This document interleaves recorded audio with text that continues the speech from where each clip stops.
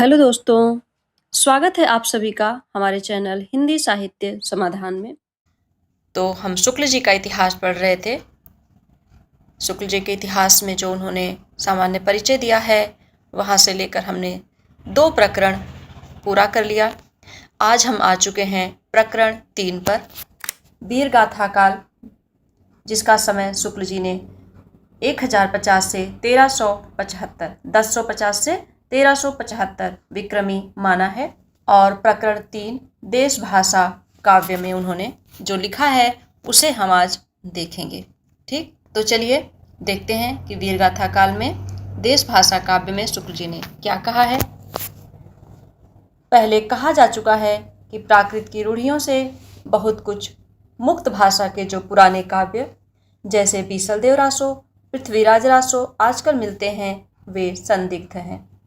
तो शुक्ल जी इनको क्या मानते हैं? इन्हें संदिग्ध मानते हैं। ठीक, इसी संदिग्ध सामग्री को लेकर थोड़ा बहुत विचार हो सकता है, उसी पर हमें संतोष करना पड़ता है।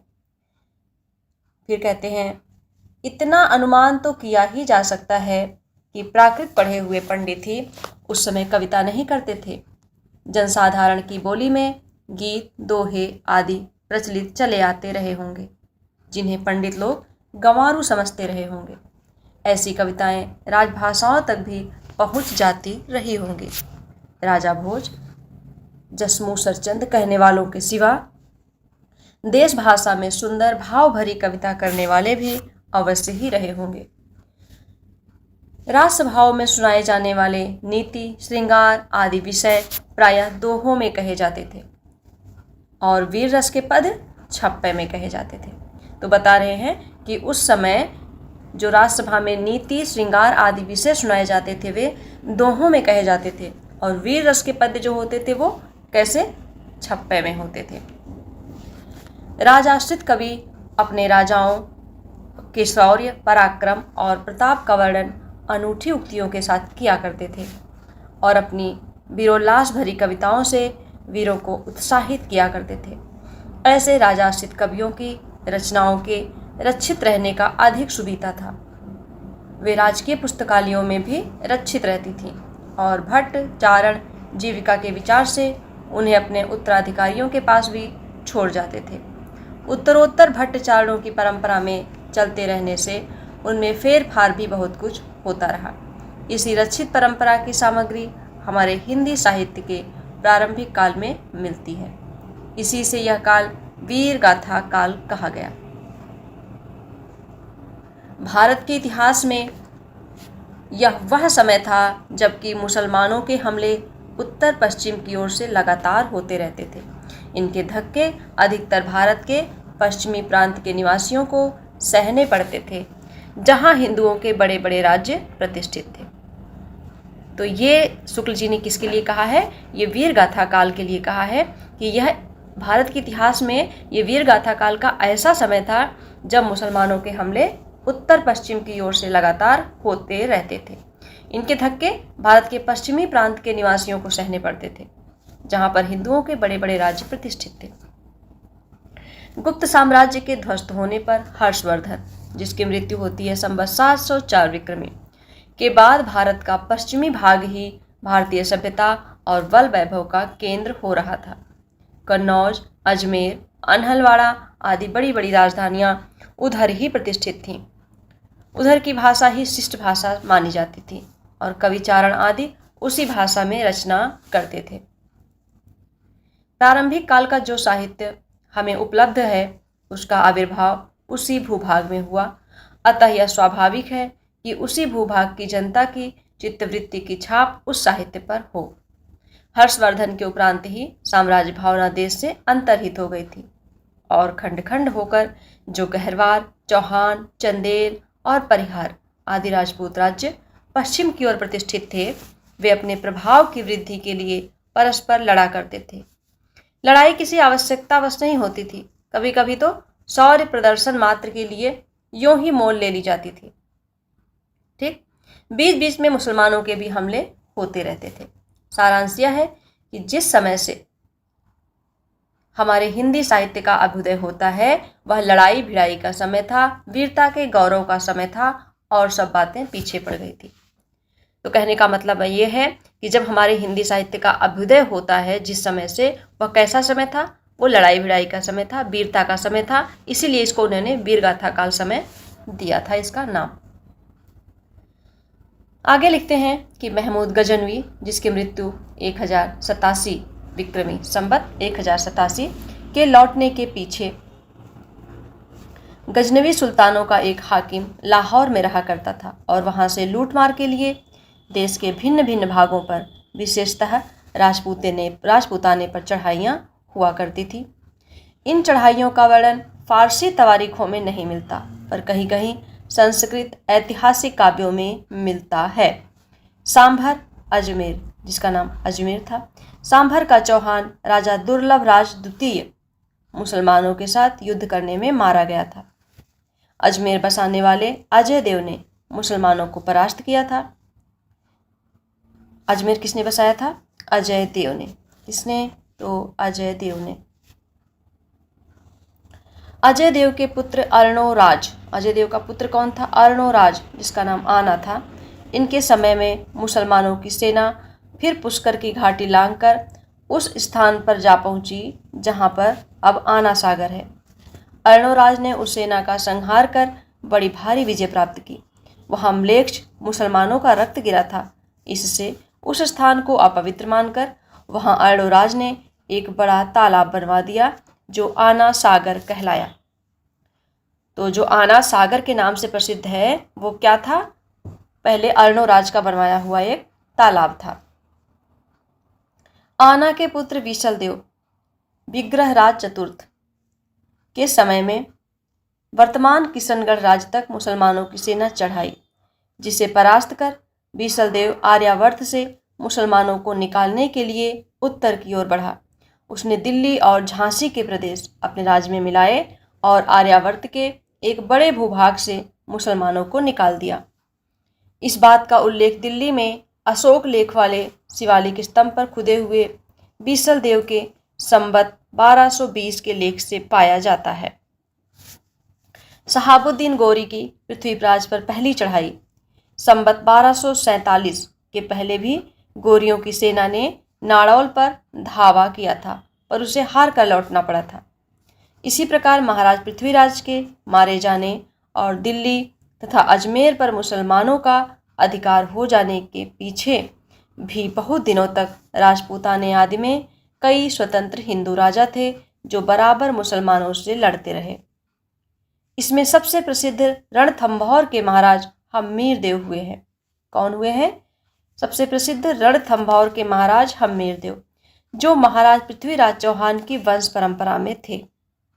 वे मुसलमानों से निरंतर लड़ते रहे और उन्होंने कई बार हराया था। सारांश यह कि पठानों के शासनकाल तक हिंदू बराबर स्वतंत्रता के लिए लड़ते रहे। आगे है, राजा भोज की सभा में खड़े होकर राजा की दानशीलता का लंबा चौड़ा वर्णन करके लाखों रुपए पाने वाले कवियों का समय बीत चुका था। राज दरबारों में शास्त्रार्थों की वह धूम नहीं रह गई थी। पांडित्य के चमत्कार पर पुरस्कार का विधान भी ढीला पड़ गया था। उस समय तो जो भाट या चारण किसी राजा के पराक्रम, विजय, शत्रु कन्या हरण आदि का अत्युक्तिपूर्ण आलाप करता था, रण क्षेत्रों में जाकर वीरों के हृदय में उत्साह की उमंगे भरा करता था, वही सम्मान पाता था। ठीक, तो ये वो समय था जिस समय शास्त्रार्थ जो हुआ करते थे राज दरबार में, उनकी धूम नहीं रह गई थी। अब पांडित्य के जो चमत्कार पर पुरस्कार मिला करते थे वो भी कम हो गए थे। इस समय तो क्या था, जो भाट और चारण थे वो जब किसी राजा की वीरता और पराक्रम का अत्युक्तिपूर्ण यानी कि बढ़ा चढ़ा कर उनका वर्णन किया करते थे और युद्ध क्षेत्र में जाकर उत्साह की उमंगे भरते थे, ऐसी कविताएं किया करते थे कि वो उत्साहित हो जाए, तो वही लोग सम्मान पाते थे। इस दशा में काव्य या साहित्य के और भिन्न भिन्न अंगों की पूर्ति और समृद्धि का सामुदायिक प्रयत्न कठिन था। उस समय तो केवल वीरगाथाओं की उन्नति संभव थी। इस वीरगाथा को हम दोनों रूपों में पाते हैं। कौन कौन से रूप में? मुक्तक के रूप में और प्रबंध के रूप में भी। फुटकल रचनाओं का विचार छोड़कर यहाँ वीर गाथात्मक प्रबंध काव्यों का ही उल्लेख किया जाता है। जैसे यूरोप में वीर गाथाओं का प्रसंग युद्ध और प्रेम रहा, वैसे ही यहाँ भी था। किसी राजा की कन्या के रूप का संवाद पाकर दल बल के साथ चढ़ाई करना और प्रतिपक्षियों को पराजित कर उस कन्या को हर कर लाना वीरों के गौरव और अभिमान का काम माना जाता था। इस प्रकार इन काव्यों में श्रृंगार का भी थोड़ा मिश्रण रहता था, पर गौर रूप में प्रधान रस वीर ही रहता था। कहने का मतलब थोड़ा बहुत इसमें श्रृंगार रस रहता था, पर ज़्यादा नहीं। प्रधान रस इसका वीर रस हुआ करता था। श्रृंगार केवल सहायक के रूप में रहता था। जहाँ राजनीतिक कारणों से भी युद्ध होता था, वहाँ भी उन कारणों का उल्लेख न कर कोई रूपवती स्त्री ही कारण कल्पित करके रचना की जाती थी। तो अगर उस युद्ध के लिए कोई राजनीतिक कारण भी हुआ करता था, तब भी उसमें किसी स्त्री के कारण यह लड़ाई हुई, ऐसी कल्पना करके रचना की जाती थी। जैसे शहाबुद्दीन के यहाँ से एक रूपवती स्त्री का पृथ्वीराज के यहाँ आना ही लड़ाई की जड़ लिखी गई है। हमीर पर अलाउद्दीन की चढ़ाई का भी ऐसा ही कारण कल्पित किया गया है। इस प्रकार इन काव्यों में प्रथानुकूल कल्पित घटनाओं की बहुत अधिक योजना रहती थी। ये वीरगाथाएं दो रूपों में मिलती हैं, प्रबंध काव्य के साहित्यिक रूप में और वीर गीतों यानी बैलेट्स के रूप में। साहित्यिक प्रबंध के रूप में जो सबसे प्राचीन ग्रंथ उपलब्ध है वह क्या है? पृथ्वीराज रासो। वीर गीत के रूप में हमें सबसे पुरानी पुस्तक बीसलदेव रासो मिलती है। यद्यपि उसमें समयानुसार भाषा के परिवर्तन का आभास मिलता है। जो रचना कई सौ वर्षों में लोगों में बराबर गाई जाती रही हो, उसकी भाषा अपने मूल रूप में नहीं रह सकती। इसका प्रत्यक्ष उदाहरण आल्हा है, जिसके गाने वाले प्रायः समस्त उत्तरी भारत में पाए जाते हैं। आल्हा गाने वाले कहाँ पाए जाते हैं? समस्त उत्तरी भारत में। यहाँ पर वीर काल के उन ग्रंथों का उल्लेख किया जाता है जिसकी या तो प्रतियां मिलती हैं या कहीं उल्लेख मात्र पाया जाता है। ये ग्रंथ रासो कहलाते हैं। कुछ लोग इस शब्द का संबंध रहस्य से बतलाते हैं, पर बीसलदेव रासो में काव्य के अर्थ में रसायन शब्द बार बार आया है। अतः हमारी समझ में इसी रसायन शब्द से होते होते रासो हो गया है। तो ये प्रश्न बनता है कि शुक्ल जी ने रासो शब्द की उत्पत्ति किससे मानी है? शुक्ल जी ने रासो शब्द की उत्पत्ति किससे मानी है? रसायन से मानी है। ये कहते हैं कि ये रसायन शब्द जो है ये बीसलदेव रासो में काव्य के अर्थ में बार बार आया है। कहाँ पर? बीसलदेव रासो में। इसीलिए इन्होंने रासो की उत्पत्ति रसायन से मानी है। ठीक, अब लिखते हैं खुमार रासो के विषय में। पहला, खुमार रासो। संवत 810 और 1000 के बीच चित्तौड़ के रावल खुमार नाम के 3 राजा हुए हैं। कितने राजा खुमार नाम से? 3 राजा। समय क्या बता रहे हैं शुक्ल जी? 810, यानी कि 9वीं सदी। 9वीं सदी खुमार रासो का समय शुक्ल जी ने माना है 9वीं सदी। कर्नल टॉड ने इनको एक मानकर इनके युद्धों का विस्तार से वर्णन किया है। उनके वर्णन का सारांश यह है कि कालभोज बप्पा के पीछे खुमार गद्दी पर बैठा, जिसका नाम मेवाड़ के इतिहास में प्रसिद्ध है, और जिसके समय में बगदाद के खलीफा अल मामू ने चित्तौड़ पर चढ़ाई की। खुमार की सहायता के लिए बहुत से राजा आए और चित्तौड़ की रक्षा हो गई। तो नाम आ सकता है कि बगदाद के खलीफा अल मामू का वर्णन किस रचना में है? तो बगदाद के खलीफा अल मामू का वर्णन खुमार रासो में है। फिर आगे देखते हैं। खुमार ने 24 युद्ध किए। कितने युद्ध किए? 24 युद्ध किए, और विक्रमी संवत 869 से 893 तक राज्य किया। यह समस्त वर्णन दलपत विजय नामक किसी कवि के रचित खुमार रासो के आधार पर लिखा गया जान पड़ता है। खुमार रासो के लेखक कौन? दलपति विजय। पर इस समय खुमार रासो की जो प्रति मिलती है वह अपूर्ण है, और उसमें महाराणा प्रताप सिंह तक का वर्णन है। कालभोज बापा से लेकर तीसरे खुमार तक की वंश परंपरा इस प्रकार है। तो ये वंश परंपरा बताते हैं। कालभोज से लेकर के तीसरे खुमार तक, कालभोज बाप्पा, फिर खुमार, मत्ताट, भर्तृपट्ट सिंह, खुमार दूसरा, महायक, खुमार तीसरा। कालभोज का समय विक्रमी संवत 791 से 800 तक है और तीसरे खुमार के उत्तराधिकारी भर्तृपट्ट दूसरे के समय के दो शिलालेख विक्रमी संवत 999 और 1000 के मिले हैं। अतएव 190 वर्षों का औसत लगाने पर तीनों खुमारों का समय अनुमानतः इस प्रकार ठहराया जा सकता है। खुमार पहला संवत 810 से 865, खुमार दूसरा संवत 870 से 900 और खुमार तीसरा संवत 965 से 990। अब्बासिया वंश का अलमामू विक्रम संवत 870 से 890 तक खलीफा रहा। इस समय के पूर्व खलीफाओं के सेनापतियों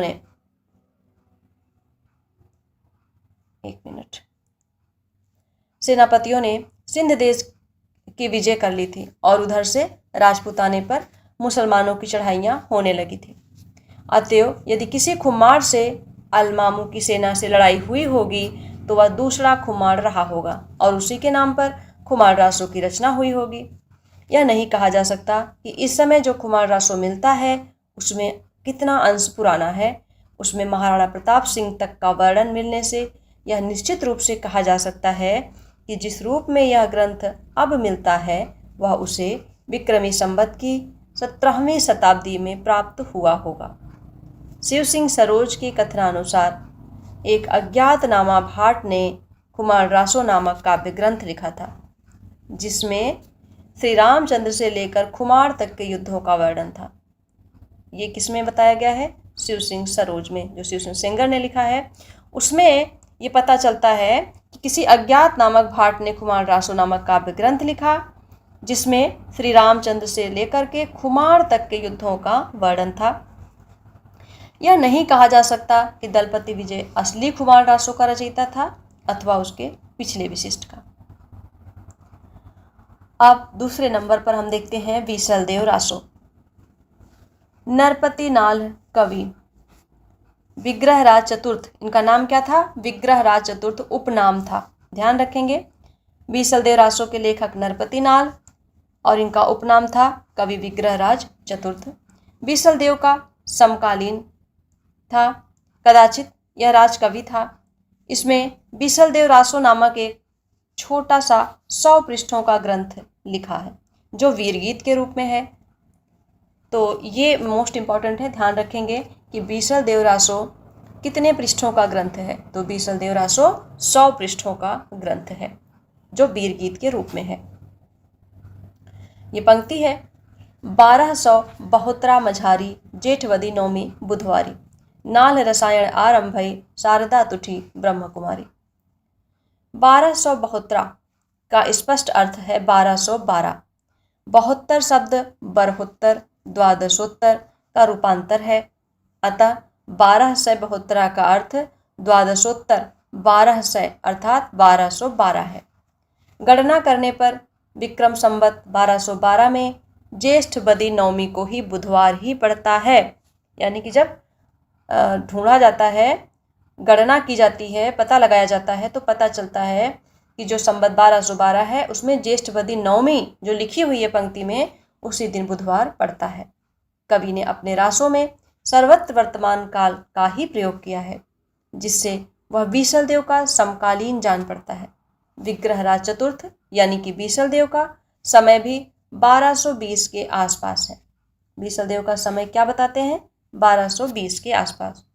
उसके शिलालेख भी संवत 1210 और 1220 के प्राप्त हैं। बीसलदेव रासो में 4 खंड हैं।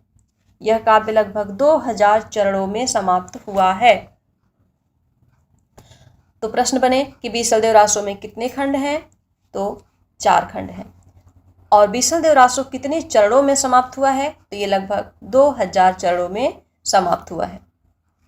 आगे जो इसके 4 खंड हैं उसको शुक्ल जी ने बताया है कि खंड 1 में क्या है, खंड 2 में क्या है। तो चलिए देखते हैं। तो बीसलदेव रासो का खंड 1 इसमें है मालवा के भोज परमार की पुत्री राजमती से सांभर के बीसल देव का विवाह होना। राजमती कौन थी? मालवा के भोज परमार की पुत्री थी। किसकी? मालवा के भोज परमार की पुत्री। और बीसल देव सांभर के थे। ठीक।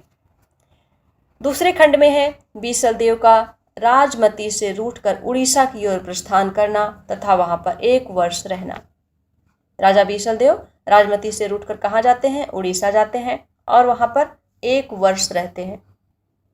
तीसरे खंड में है राजमती का विरह वर्णन तथा बीसल देव का उड़ीसा से लौटना। तो राजमती का विरह वर्णन तीसरे खंड में दिखाया जाता है और बीसल देव भी तीसरे खंड में ही उड़ीसा से लौटते हैं। चौथे खंड में है भोज का अपनी पुत्री को अपने घर लिवा ले जाना। राजमती के जो पिता थे भोज परमार, वो अपनी पुत्री को अपने घर लिवा जाते हैं खंड 4 में, तथा बीसल देव का वहां जाकर राजमती को फिर चित्तौड़ लाना। दिए हुए संबंध के विचार से कवि अपने नायक का समसामयिक जान पड़ता है, पर वर्णित घटनाएं विचार करने पर बीसल देव के बहुत पीछे की लिखी जान पड़ती हैं, जबकि उनके संबंध में कल्पना की गुंजाइश हुई होगी। यह घटनात्मक काव्य नहीं है, वर्णनात्मक है। इसमें 2 ही घटनाएं हैं, बीसल देव का विवाह और उनका उड़ीसा जाना। इनमें से पहली बात तो कल्पना प्रसूत प्रतीत होती है। बीसल देव से 100 वर्ष पहले ही धार के प्रसिद्ध परमार राजा भोज का देहांत हो चुका था, अतः उनकी कन्या के साथ बीसल देव का विवाह किसी पीछे के कवि की कल्पना ही प्रतीत होती है। उस समय मालवा में भोज नाम का कोई राजा नहीं था। तो बता रहे हैं कि जब उस समय भोज नाम का कोई राजा ही नहीं था तो भोज की कन्या राजमती कैसे हुई? बीसल देव की एक परमार वंश की रानी थी। यह बात परंपरा से अवश्य प्रसिद्ध चली आती थी, क्योंकि इसका उल्लेख पृथ्वीराज रासों में भी है। इसी बात को लेकर पुस्तक में भोज का नाम रखा हुआ जान पड़ता है। अथवा यह हो सकता है कि धार के परमारों की उपाधि ही भोज रही हो और उस आधार पर कवि ने उसका यह केवल उपाधि सूचक नाम ही दे दिया हो, असली नाम ना दिया हो। कदाचित इन्हीं में से किसी की कन्या के साथ बीसल देव का विवाह हुआ हो। परमार कन्या के संबंध में कई स्थानों पर जो वाक्य आए हैं उन पर ध्यान देने से यह सिद्धांत पुष्ट होता है कि राजा भोज का नाम कहीं पीछे से ना मिलाया गया हो, जैसे जन्मी गोरी तू जैसलमेर, गोरड़ी जैसलमेर की। आबू के परमार भी राजपूताने में फैले हुए थे, अतः राजमती का उनमें से किसी सरदार की कन्या होना भी संभव है। पर भोज के अतिरिक्त और भी नाम इसी प्रकार जोड़े हुए मिलते हैं, जैसे माघ, अचरज, कवि कालिदास। जैसा पहले कह आए हैं, अजमेर के चौहान राजा बीसल देव विग्रहराज चतुर्थ बड़े वीर और प्रतापी थे। उन्होंने मुसलमानों के विरुद्ध कई चढ़ाइयाँ की थीं और कई प्रदेशों को मुसलमानों से खाली कराया था। दिल्ली और झांसी के प्रदेश इन्हीं ने अपने राज्य में मिलाए थे। इनके वीर चरित का बहुत कुछ वर्णन इनके राजकवि सोमदेव चरित ललित विग्रहराज नाटक संस्कृत में है। तो ध्यान देंगे, राजकवि सोमदेव चरित थे। इनका ग्रंथ कौन सा है? ललित विग्रहराज नाटक संस्कृत में लिखा हुआ ग्रंथ है। ललित विग्रहराज नाटक संस्कृत में किसका है? राजकवि सोमदेव का, जिसका कुछ अंश बड़ी बड़ी शिलाओं पर खुदा हुआ मिला है और राजपूताना म्यूजियम में सुरक्षित है। पर नाल के इस बीसल देव में जैसा कि होना चाहिए था, न तो उक्त वीर राजा की ऐतिहासिक चढ़ाइयों का वर्णन है, न उसके शौर्य पराक्रम का। श्रृंगार रस की दृष्टि से विवाह और रूठ कर विदेश जाने का प्रोषित पत्रिका के वर्णन के लिए मनमाना वर्णन है। अतः इस छोटी सी पुस्तक को बीसल देव ऐसे वीर का रासो कहना खटकता है। कह रहे हैं कि जब इसमें कोई वीरता का वर्णन ही नहीं है, केवल श्रृंगार रस दिखाया गया है कि विवाह होता है और रूठकर विदेश चले जाते हैं, फिर पत्नी क्या करती है? विरह के गीत गाती है, जिसका पति परदेश चला गया हो, ऐसी प्रोषित पत्रिका का वर्णन हुआ है। तो ऐसे ग्रंथ को रासो कहना खटकता है। पर जब हम देखते हैं कि यह कोई काव्य ग्रंथ नहीं है, केवल गाने के लिए रचा गया था, तो बहुत कुछ समाधान हो जाता है। चलो मान लेते हैं कि इसे केवल गाने के लिए ही लिखा गया था, तब तो हम चलो इसको रासो कह सकते हैं। भाषा की परीक्षा में करके देखते हैं तो वह साहित्यिक नहीं है।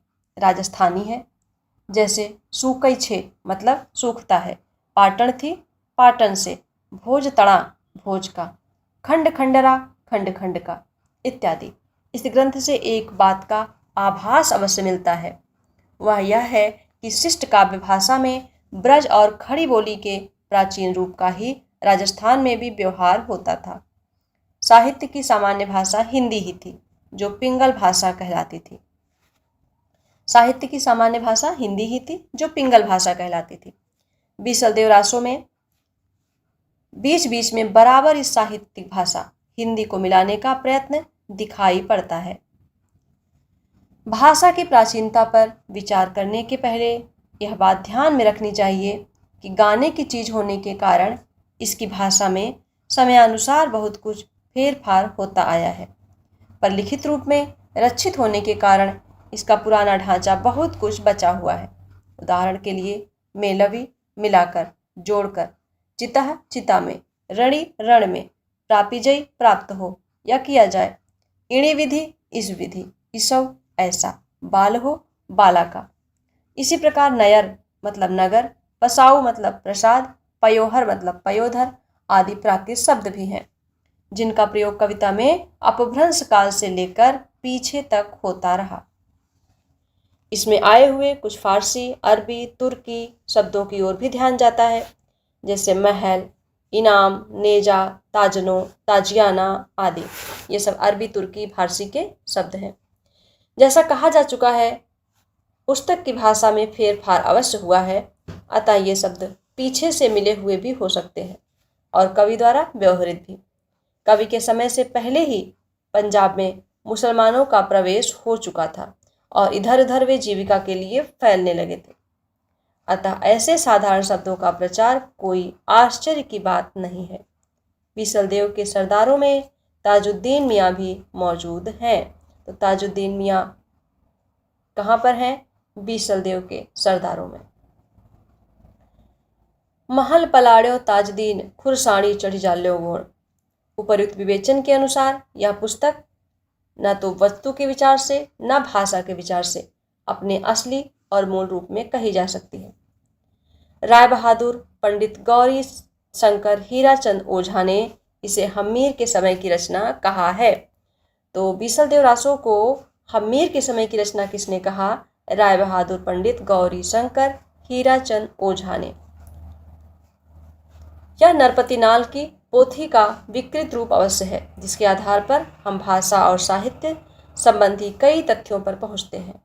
ध्यान देने की पहली बात है, राजपूताने का एक भाट का अपनी राजस्थानी में हिंदी का मेल करना, जैसे मोती का आखा किया, चंदन काठ को माड़वो, सोना की चोरी, मोती की माल इत्यादि।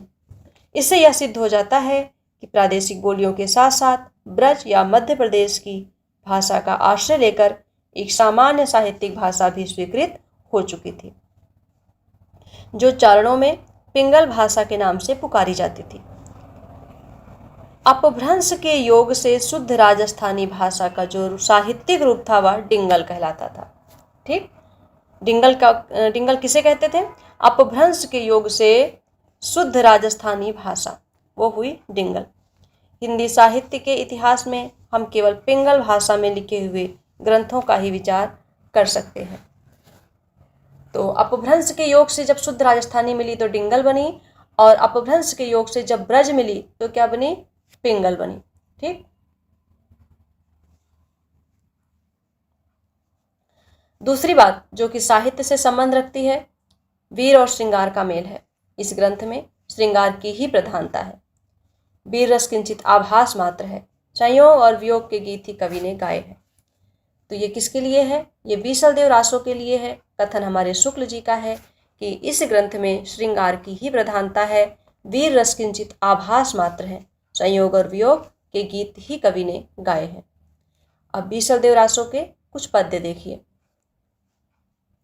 परनबा चाल्यों बीसल राय, चौरास्या सुहु लिया बुलाए, जान तड़ी साजति करो, जीरह रंगावली पहर जजो टोप, हुओ पैसारो बीसल राव, आवी सयल अंतवेरी राव, रूप अपूरव पेशियई, इसी अस्त्री नहीं सयल संसार, अतिरंग स्वामी सु मिली राती बेटी राजा भोज की।